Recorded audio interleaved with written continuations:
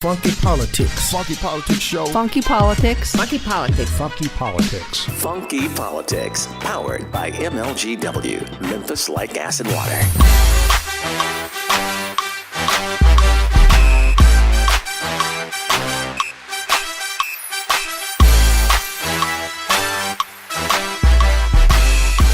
You're listening to Funky Politics, powered by the KUDZUKIAN Network. I am DC, and guess what? Our presenting sponsor is Memphis Light Gas and Water, where they produce some of the best drinking water in this country. I am DC, sitting along with LT and Doc Ward, and we're chopping it up, folks. What's up, Doc? LT! The greatest thing that ever happened to you. What, you two? Me. Oh, my God. I want to get into something real quick. Starbucks. I see you're sitting there with your cafe mocha latte and your lemon cake there, sir. What about Starbucks? Have you been to Starbucks lately? Yeah, I went a couple of days ago. Oh. Well, no, about a couple of weeks ago. Well, did you know we were having a physical boycott because of an incident that happened right outside, in Philadelphia, where some young men were actually detained and, arrested actually for sitting in the shop waiting for, you think, they were arrested for being black? I mean, I don't want to say that. I want to say that the manager was a little insensitive to those gentlemen sitting there waiting on another partner to come in and talk. That's what he told them. Yeah. Sitting there for 2 whole minutes. Was it 2 minutes? 4:35 Get out of here. Arrival, 4:37. Get out of here. The call happened. That's why you should drink Folgers. That means I got to make my own coffee. Where's it going to be my whipped cream? I mean, why? Because come on, Doc. Come on, you're an attorney. Come on. What? Because they got the young lady that got murdered by Charles Manson, part of the Folgers family. No, my grandmother just grew up. Yeah. We grew up on crystals. Oh. You know, all of us. I think all of us had Folgers in our crystal. What about Sanka? No, Folgers. That's not real coffee, is it? No, I think Sanka was like oil. Just get. But no. Seriously, let's go into this issue. We say implicit bias, but I'm getting a little sick of implicit bias. It's racism, folks. It happens so much.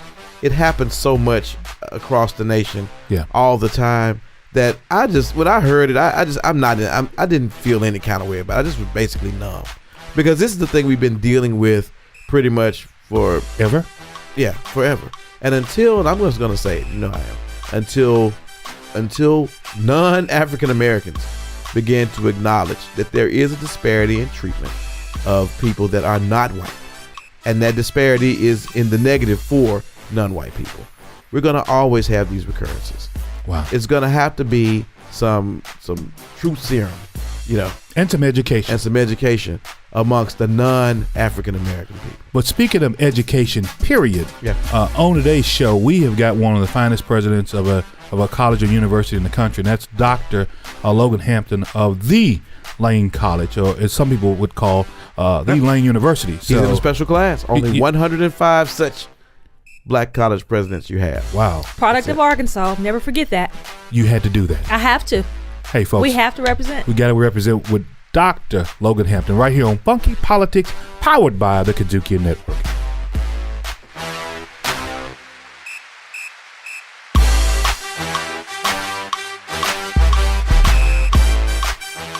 Funky Politics. Plus one lip sync champion, Latasha Peoples. Staring in the mirror, gonna change my ways. I wanna make Memphis a better place. I see a neighbor in need, but what can be done? Instead of buying shoes or a pretty dress with just $1 a month, you can help the rest. It starts with you. Plus one.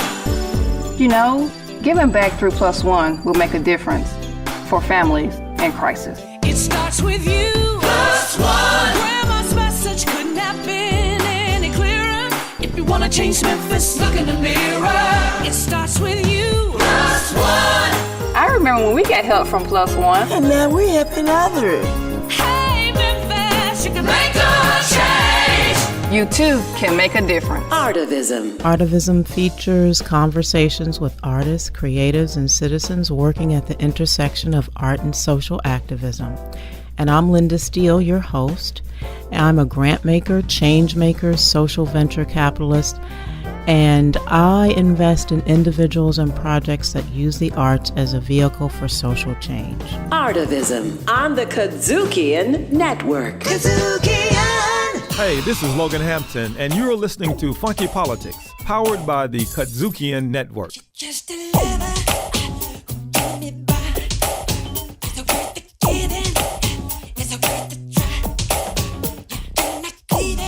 You're listening to Funky Politics, powered by the KUDZUKIAN Network.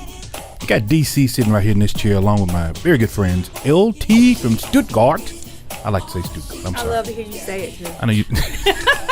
And the one and only Doc Ward. One and only. The one and only? If we made this show any funkier, they'd have to call the EPA on us, man. Wouldn't really matter. It's not like anybody be at the controls. That'd be bad because nobody's here to answer the door. He'd probably be on a Carnival cruise somewhere. Whatever. Let me today, on this day, we've got one of the finest presidents of an HBCU that there ever could be, right in our midst in Tennessee. And that is Lane College, folks. Lane College has been around a very long time. And Dr. Isaac Lane. Dr. Isaac, that's right. But we don't have Dr. Isaac Lane. We've got Dr. Logan Hampton. Dr. Isaac Lane's been gone for a while. Oh, yeah, sure. But Dr. Logan Hampton, the president of Lane College, welcome to Funky Politics, sir. How are you? I am doing well. Thank you all for having me. Wow. And Dr. Hampton is the 10th president of Lane. And it's been around how many years? Since 1882. Oh, my God. Do you realize that there have been 25 presidents of the United States since 1882, but only 10 presidents of Lane College? Wow. You know what that tells me, Dr. Hampton? You got a long time, Doc. you got a long time, brother. I will receive that. I'll receive that spoken word. I'll take it into my spirit. And he's also an ordained minister too, by the way. Yeah. So we got to be on our P's and Q's on this program here today. Well, we're going to jump right into it. Yeah, go right. I mean, we do have a diverse audience. So a lot of people really don't understand the concept. And actually, you don't have to be non-African American, because definitely African Americans don't understand the concept of what an HBCU is. They hear it a lot, and I hear people sometimes calling institutions HBCUs just because they have a large African American population. So we're going to set the record straight and give people sort of a HBCU 101. So can you define what an HBCU is for the listening audience so that we can put that to bed right now? Yes. Historically Black colleges and universities, HBCU, there you go. Historically Black colleges and universities, are institutions of higher learning in the United States of America. And these are institutions that were started prior to 1964, the Civil Rights Act of 1964. And their mission is to serve students, historically the mission was to serve African American students. Of course, in today's world, our institutions are quite diverse. But like Lane College, that was established in 1882 by Bishop Isaac Lane, just out of slavery, right on the other side of Reconstruction. Bishop Lane looked about at his preachers and said, they need a common school education. And so he established CME High School that begat Lane Institute, that begat Lane College. And it was a school that was designed to train preachers and teachers. Interestingly enough, as we think about our institution and think about institutions like ours, the HBCUs, our institution was designed for those persons who did not have access to higher education, did not have access to education. Right. And since 1882, well, they didn't have access to it because they weren't allowed. Absolutely were not allowed. To the record straight, it wasn't an issue of resources. You just weren't allowed. Well, and there were no resources being provided for those institutions. Right. And so since that period, we have been providing access and opportunity for students who did not otherwise have access. Wow. You are listening to Funky Politics, powered by the KUDZUKIAN Network. So you got, I would say, you talk about Bishop Lane. So religious organizations, of course, have been some groups that have established HBCUs, and then you had the state sort of following the Booker T. Washington route philosophy, starting some of the A&M and A&I, agricultural, mechanical, and agricultural industrial institutions, and then private sector institutions as well, right? Here. Yeah, so we've got, we're all types and all shapes and sizes. I mean, we have, there are 37 member schools of the United Negro College Fund. Now, those are all private institutions. Oh, wow. Yeah, so when you hear United Negro College Fund and you hear mine is a terrible thing to waste, but a wonderful thing to invest in, I want you to think about Lane College. Oh, wow. I want you to think about... But not Tennessee State, though, right? I want you... Okay, wait, hold on. No, I want you to think about Lemoyne-Owen. Okay. Lemoyne-Owen College. Right. So we are private institutions. I want you to think about Fisk University in Nashville. So when you hear UNCF, mine is a terrible thing, they're talking about the 37 member institutions. Now, the Thurgood Marshall organization is an organization that organizes the public institutions. Now we're talking about Tennessee State. And so then we're all together in one big family in an organization called NAFIO. But what you'll find is across the nation, we work together very well. In the state of Tennessee, the state of Tennessee has most recently established an initiative that would support HBCUs out of the Department of Higher Education here in the state. That organization is just starting now, and so we're just getting organized. But the presidents of the HBCUs in Tennessee, we'll all be a part of the commission that will work together to advance our institutions within the state of Tennessee. And so we're fortunate to have the organization, and most recently, Brittany Mosby has been hired as the director of HBCU success in our state. So, Dr. Hampton, can you help us to understand the number of campuses and colleges that we have around the country? Because we want to make sure that we understand this is a national opportunity for these schools, and where are they located? Yeah, so mostly southern, mostly in the South. But certainly there are some northern institutions that are, in fact, HBCUs. The first out of the box would have been Cheyney University in Pennsylvania. Which is the first HBCU, period. Celebrate. It is the number one. Celebrate. Lincoln University, North Wilberforce, North. In Ohio. In Ohio. Central State. In Ohio as well. In Ohio.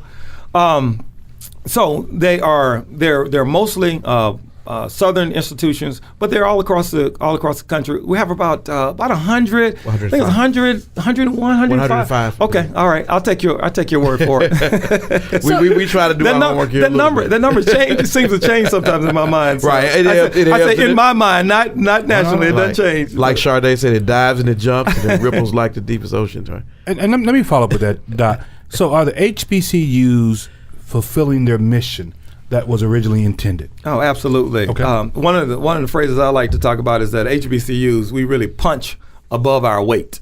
Wow. I mean, we are institutions that are, in many cases, we're low resource, tuition driven institutions. We don't have the biggest endowments.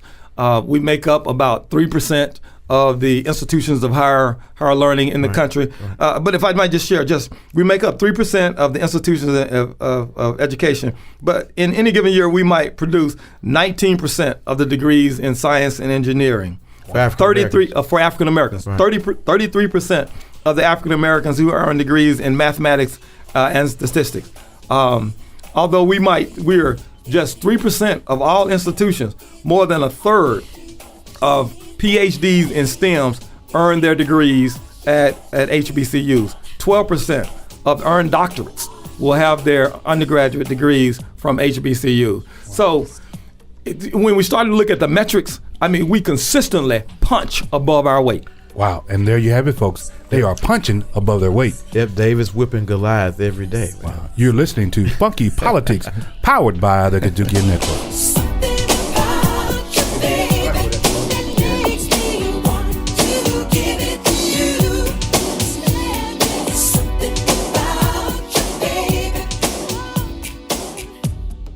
Politics is on. It's iConversation. Elliot Perry, otherwise known as Socks. Man, thank you. How you guys doing? Mr. Earl the Pearl Monroe. Hey, thank you. Nice to be with you guys. Glad to have Mr. Allen Houston. Trying to stay warm up here in New York. I hear you. Personality extraordinaire, Mr. Scoop Jackson. I appreciate the encore. Mr. Michael Ray Richardson. What's up, man? Glad to be here, brother. A 3-time NBA All-Star, the one, the only, Detlef Shrimp. Howard and Larry, thanks so much for having me. I'm excited to be on the show. iConversation, the KUDZUKIAN Network. KUDZUKIAN. Funky Politics. Let's get it funk up on up in this dancery. We got y'all open, now you're floating, so you got to dance for me. Back at you right here on Funky Politics on the KUDZUKIAN Network. I'm DC, sitting here along with, some great co-hosts, Doc Ward and LT from Stuttgart. Home of the Rice Birds. Rice Birds? Rice Birds. We're going to talk about it. Can I take a quick straw poll? Straw poll. If you were in college, you had to go to the HBCU, fictitious one, would you go to Mission College, the school days, Spike Lee? Yes. Or would you go to Hillman? I'd go to Hillman. I'd go to Hillman.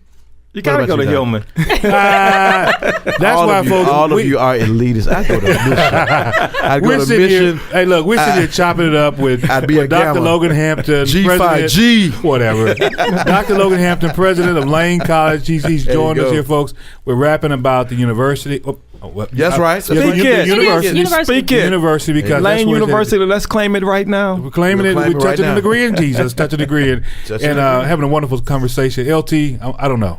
So Dr. Hampton, one of the things that, as we look at the historical context of HBCUs and the role that they played in leadership development, here in the Memphis area, we're going through a lot of memorial of Martin Luther King Jr. and some of the other people that were all products of HBCUs.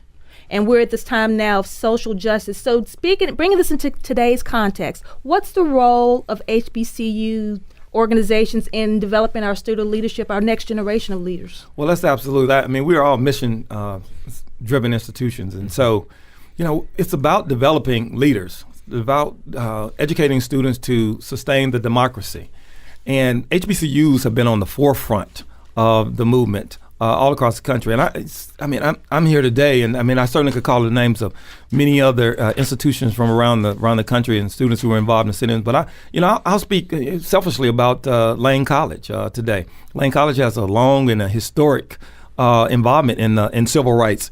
Attorney Donald Hollowell, some have known as Dr. Martin Luther King's attorney. Right. I mean, when I think about Attorney Hollowell, the students in Georgia, public schools, high schools, though he led most of those cases to integrate those schools. A Laneite, a person who graduated from Lane College. Jesse Douglas. Jesse Douglas is a Laneite. And often there's a picture of Martin Luther King, and he's marching, he's locked arm in arm, and there's a fella there that looks white. But he's actually Reverend Jesse Douglas, a Laneite who's an albino. And I tell my students this story from time to time, and I'll usually get a chance. And just a few weeks ago, when we were celebrating or commemorating Dr. Martin Luther King's passing and death, I told them a story about in 1960 when Lane College students led the movement to desegregate Jackson, the city of Jackson, and they had sit-ins and they picketed and they desegregated the buses and then they really got involved in election politics. And on election day in 1960, in protest of the treatment of blacks in the tent cities of Fayette and Haywood County, Lane students marched from Lane College and they started marching down to City Hall. They picked up some high school students. There were about 144 of them all together. Well, they got arrested. They all went to jail. And the bond was $75. Well, a local businessman, Joe Mary, and the then president, Chester Kirkendall, they got together and bailed them out. Well, what I say to my students, I said, well, now in today's money, that's about $47,000. Wow. And I say to them, I said, now I want you to express yourself and I want you to lead, but don't go to jail. I said, don't go to jail because your president today doesn't have it like Mr. You're listening to Funky Politics, powered by the KUDZUKIAN Network. But speaking of those high school students, so we're and college school students and college students, so we're at this state right now where it seems like the new leaders of social movement and activism are being led by high school students. And the face doesn't look like Lane College students. So the students in Florida, because they're white and they're organized, they're getting a lot of attention. What does that look like on your campus, and what are your students doing to make sure that their needs and their social justice wants are addressed? No, I beg to differ. No, the students are in fact out front. They've been marginalized in the media to some extent. And you look at the kids, and I thought the kids in Florida kind of got it right when they I just, as I was watching a day of protest, and one of the students said, "So because we have privilege, we have garnered all of this attention. Sure. Now we want to invite some others who don't have our privilege to be able to use this platform." But I think, you look at the kids in the Black Lives movement, the Black Lives Matter movement. You think about the students who've been protesting over at Howard University. Right. I'll even say, just a couple of years ago, so I got real intentional about trying to better the relationships between black and blue on my campus, and didn't get my language just quite right. And had some sheriff's folks and local police officers meeting with some of our black students. And I will tell you that our black students, black student leaders, made sure that I understood that I had not gotten my language right, and that they had some concern. They didn't have concern with me trying to improve the relationship, but they wanted to make sure that this president knew and understood their issues, and that local law enforcement understood their issues. So I might just slightly disagree to say, no, I think our students are yet on the forefront. Our students, they come from the hip hop generation speaks with a kind of clarity in my mind that is somewhat foreign to some of us that perhaps grew up in the 80s. I would say that our generation, my generation folks came out of the 80s. I mean, we were the fathers and the mothers of the hip hop generation. Right. But what these students have taken today and the messages that they bring forth, they speak with a kind of clarity and a kind of force and a kind of a kind of a swagger that I say perhaps it was in the 60s, and I see it again in our students today. And I think I would add that I think it's finally getting accepted, because you saw that Kendrick Lamar just won a Pulitzer Prize. Hear. So I think you're starting to, that other people are starting to see that the message is more than just something that's coming from youth. It's actually a message that has meaning behind it. And you're listening to Funky Politics, powered by the KUDZUKIAN Network, and we have plenty of meaning behind us as we sit down and have this discussion about HBCUs with Dr. Logan Hampton, the president of Lane University. We're going to elevate right here on the program. But one question I want to ask you, just one briefly. People always say, well, black people can go to school wherever they want to go to school, and there are all kind of means available to go to school, financial and whatnot. So in light of what you just said and what we're talking about, do you believe that the mission and the purpose of HBCUs is still relevant even today as society becomes even more diverse? Absolutely. We yet have students who need a HBCU experience. I will say to our faculty and our staff that there is a cohort of students who graduate from high schools every year that are really in our sweet spot, and they need everything that a Lane College has to offer. They need the culture, they need the history, but most important, they need the education, and they need faculty and staff who believe in them, who understand that yes, they have the talent, yes, they have the gifts, yes, they have the ability to be and do whatever, and they can learn and achieve at the highest levels. There's absolutely nothing wrong with their brains. There's nothing wrong with their minds. In some instances, our students will come to us and they may have some deficits. And I don't want to speak about it in terms of marginalized and marginalized African American, but they might come to us with some deficits in terms of skills. There's no deficit in terms of brain power. You just listen to them talk. You just watch them. But they might not have the skills. They might not know how to be a scholar. At institutions like ours, at Lane colleges, we train them, teach them, educate them to be scholars. There you go. On that note there, your passion is infectious. It is. There you have it. Right here on Funky Politics, powered by the KUDZUKIAN Network. Don't need no hateration, holleration in this dancery. Let's get it percolating while you're waiting. So just Funky Politics. Riffin' on jazz. This next gentleman we're talking about has an unforgettable voice. My sugar is so refined. Jazz was the happiest. Yeah, Cesaway went to my school. Oh, really? Yes, he's not an alum because he didn't graduate. He has some gigs to do. Riffin' on jazz on the KUDZUKIAN Network. This is Dr. Elisa Haushalter, and you're listening to Funky Politics on the KUDZUKIAN Network. Mississippi putting it down. I'm the hottest round. I told y'all can't stop me now. Listen to me now. I'm lasting 20 rounds. And if you want me, then come on. You've been listening to the funkiest show in radio. That's right, y'all. Funky Politics on the KUDZUKIAN Network. I'm DC, sitting here along with my great co-hosts, LT and Doc Ward, and we are talking and chopping it up with Dr. Logan Hampton of the Lane College University right here in Tennessee. Doc, what's up? You all right? Hey, doing well. Thank you again. Lane College University. I call it Lane College University. I just put it all together. We just going to claim the college going to the university. Lane College University. Well, that's when you don't go to school. What happens? Yeah. You call it Lane College University. Mine is a terrible thing to waste. And I wasted half of mine. And a wonderful thing to invest in. You see, I'm going to United Negro College Fund. There you go. I'm going to invest Think Lane in College. Think Lane College. Think Lemoyne. There you go. Yeah, but Think Fisk University. But in the state of Tennessee. Well, now, some things you can't invest in. He said you can't invest in my brain. But you know, speaking of investments, let's stay right there on that line with investments. Yep.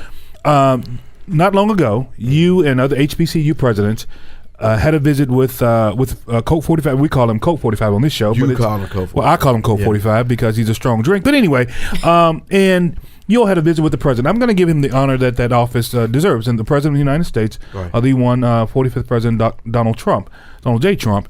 And there was some talk about, I guess, the appearance and all of this. But you all were there on some serious business. Here.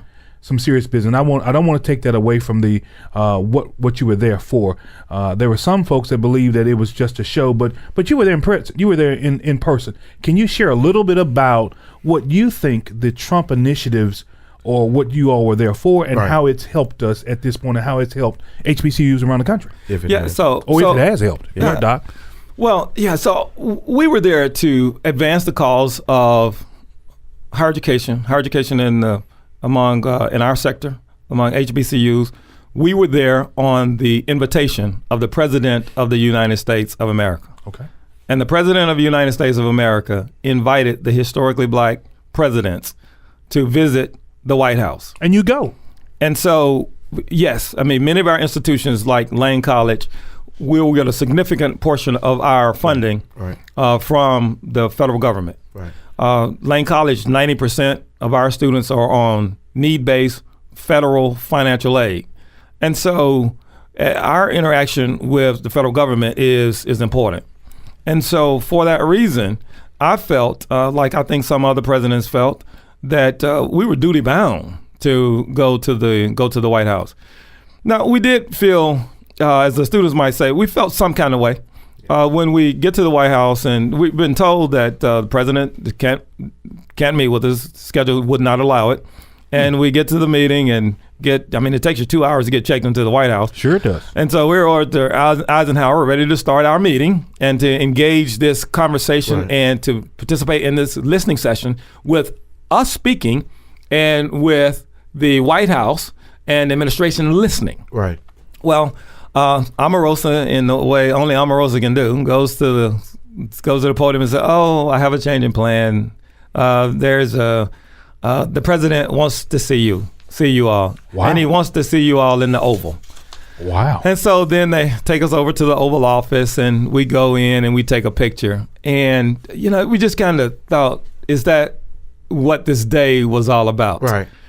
The next day, the president. Wait, that's all that happened that day? We had a conversation, but they talked more to us than we spoke to them. So I have to ask about the picture then. Yeah. So we were having the off-air conversation. Yeah. With her feet on the couch. She was First of all, standing up. You're listening to Funky Politics, powered by the KUDZUKIAN Network, and that's a funky question. Yeah. Go right ahead. She was standing up on the couch. Was she standing on the couch? Okay. Yes. See. Why? She was trying to take a picture. Thank you. And she needed the height, is what it was. Right. Well, she was trying to. Kellyanne Conway was trying to take a picture, and so there were a number of presidents that were just standing right in front of the desk, and so she was kind of leaning forward on the couch, and then I was standing and watching her, and she just kind of rocked back, and she was just right in the camera shot of the media that was in the room, and so. Let's talk a little bit about Jonathan Holyfield, and that's LT likes the salaciousness.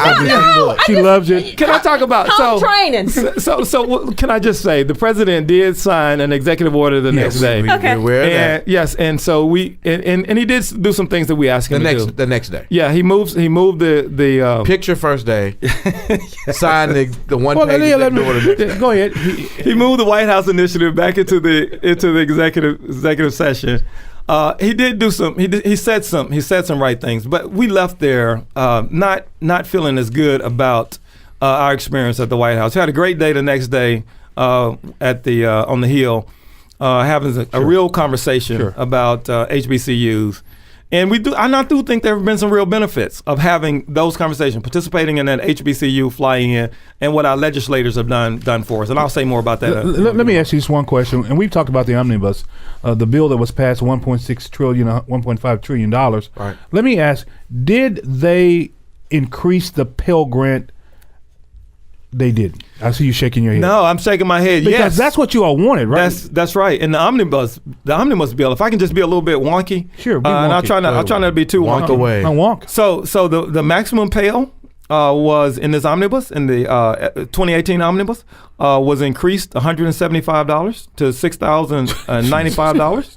The one book title. Well, one more book. And for private institutions, how does that help? It's very helpful. Okay, so we want that Pell Grant, and we wanted that Pell Grant to be increased. Right. The Title III funding was increased.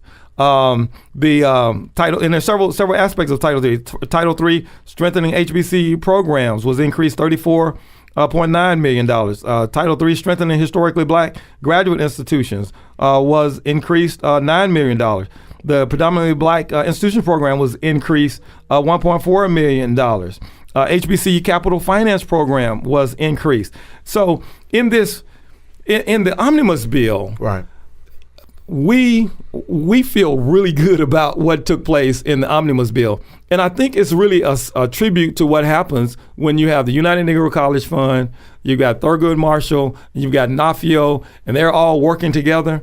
They're working together with our legislators and Jonathan Holyfield, and some good things can happen. Yes, Jonathan Holyfield as well. Jonathan Holyfield is new. We had an opportunity to meet him most recently at the United Negro College Fund at our annual meeting. He came in and addressed us. I think he has a great deal of energy. He's an entrepreneur. And hopefully that he'll bring some entrepreneurial thoughts to how the HBCU White House initiative is managed. Well, one of the concerns I think they had about him was that he didn't really have any experience in dealing with HBCUs before. He was with the Cincinnati Bengals, of course, but he hadn't had any other experience. Well, but I guess a football player. I mean, come on. It's close. Go ahead and just give him a job. So how do we take that experience that he has and help you guys move forward to where you want to be in the next 25 years? What does that vision look like for Lane and for other HBCUs, the future vision? Well, he talks about investing in HBCUs. He talks about HBCUs being relevant and continue to be entrepreneurial as it relates to our curriculums, providing education for students in some of the cutting edge fields, and he has encouraged us in that way. His work will be yet unfolding before us, but I certainly want to celebrate what he's done. I mean, he was a part of the team that did some good work for us in this omnibus bill. His work beyond this point, it's yet to be seen. Be determined, right? Yes. Yeah. But I will say though, you talk about relevance. HBCUs are relevant. I don't think that a third party is needed by any stretch of imagination. I think you're right. To say that HBCUs are relevant. They always have been relevant. They always will be relevant. But I guess from your standpoint, you're waiting to see all of the things unfold, and we're going to keep our eyes open and see what happens there. But have you all began to receive any of the benefits of that budget package yet?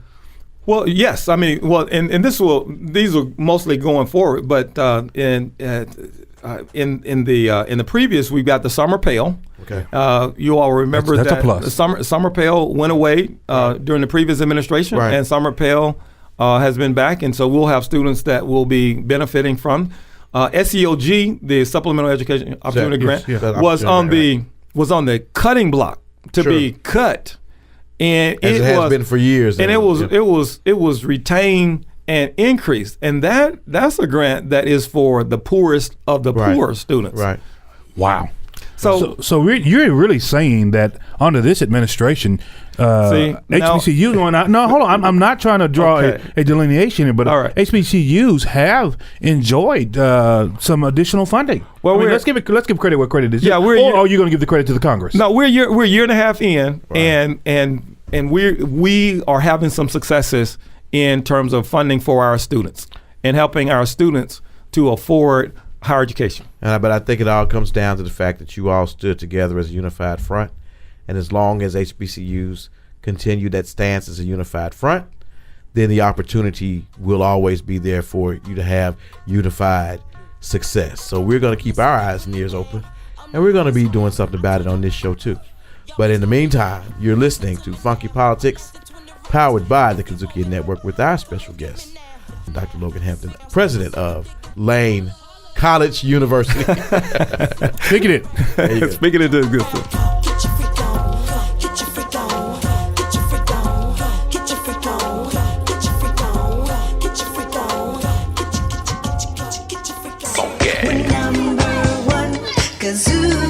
Staring in the mirror, gonna change my ways.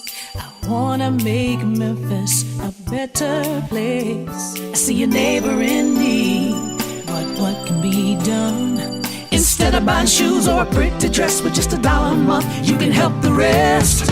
It starts with you. Plus One. You know, giving back through Plus One will make a difference for families in crisis. It starts with you. Plus One. Grandma's message couldn't have been any clearer. If you wanna change Memphis, look in the mirror. It starts with you. Plus One. I remember when we got help from Plus One. And now we're helping others. Hey, Memphis, you can make a change. You too can make a difference. The off-year electorate, the midterm electorates, are older, less diverse, more conservative. You have two electorates fighting for the future of this country. And what I'd say to your viewers and people listening in is, you know what? You got to stop that older, less diverse electorate from funking around with your future. Funking up your airwaves and jamming the good information in your ear. Once again, it's Funky Politics. Funky Politics. What a show, what a show, what a show. Funky Politics, always heavy right here on the KUDZUKIAN Network. Real right and funky. Real right and funky. And Dr. Logan Hampton. LT, your friend from Arkansas, your cousin probably from Arkansas. Homeboy. A deep young brother. It was a really good conversation to talk about what's happening on the campuses here and just to know that things are going really well in the HBCU community. Wow. Looks like funding is on his upswing too, by the way. Yeah, hopefully it is. But the main thing is that the mission, the purpose, and the reason for the existence of HBCUs always has been, always is, and always will be relevant. Yeah. But you know what? I want to just segue to something else. You know, we just lost not long ago former First Lady Barbara Bush, who I happen to have met many years ago. Her and her husband, at that time Vice President Bush, George Bush, HW. And it's riveting. She was considered a grandmother to a lot of us in the country, both black and white, Latino and Asian, and what have you, because she kind of exuded that type of feeling to people. But now we wish the family well. Authoritatively nurturing. That's what she was. I like that. Authoritatively nurturing. Right. She was a good lady, is what I understand, and Godspeed to her family. And that's how I like to leave it, folks. Right here on Funky Politics, powered by the KUDZUKIAN Network, where we're always real, always right, and always funky, y'all. Funky Politics executive producer Larry Robinson for KUDZUKIAN. Hosted by Daryl D.C. Catron and Marcus M.D. Ward. Guest bookings by Miko. Funky Politics recorded at KUDZUKIAN Studio. Directed, produced, recorded, and distributed by KUDZUKIAN.